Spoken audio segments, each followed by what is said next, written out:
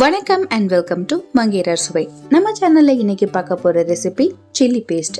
இந்த chilli paste செய்கிறதுக்கு மூணு பொருள் இருந்தால் போதும், ஈஸியாக செஞ்சிடலாம்.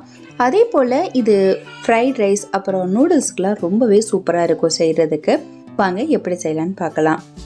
நான் இன்னைக்கு மிளகாய் பழம் எடுத்திருக்கேன். மிளகாய் பழம் ஒரு 130 கிராம் அளவு எடுத்திருக்கேன். அதுக்கு 30 கிராம் அளவு வெள்ளைப்பூடு எடுத்திருக்கேன். இப்போ இது ரெண்டையும் நம்ம சின்ன சின்னதாக நறுக்கி ஒரு மிக்சர் ஜாரில் சேர்த்துக்கலாம். கழுவிட்டு தண்ணி இல்லாமல் நல்லா தொடச்சி எடுத்துக்கோங்க மிளகாயை.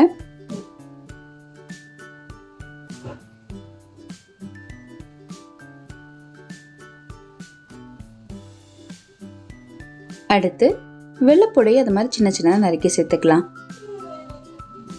இப்போ இது கூட 1/4 கப் அளவு வினிகர். இது இந்த ரைஸ் வினிகர் எதுவுமே கிடையாது, ஒயிட் வினிகர்னு சொல்லுவாங்க இல்லையா, அதுதான். 1/4 கப் அளவு சேர்த்துருக்கேன். இப்போ இது மூணையும் சேர்த்து அரைச்சிட்டு வந்துடலாம். இப்போ அரைச்சிட்டு வந்தாச்சு. ரொம்ப பேஸ்ட்டாக அரைக்கக்கூடாது, கொஞ்சம் குறைப்பாக இருக்கிற மாதிரி தான் அரைச்சிக்கணும், இந்த அளவுக்கு. இப்போ இதை நம்ம ஒரு பாக்ஸில் போட்டு, ஏர்டைட் பாக்ஸில் போட்டு ஒரு 10 நாள் வரைக்கும் ஃப்ரிட்ஜில் வச்சு யூஸ் பண்ணிக்கலாம். ரொம்பவே டேஸ்ட்டாக இருக்கும்.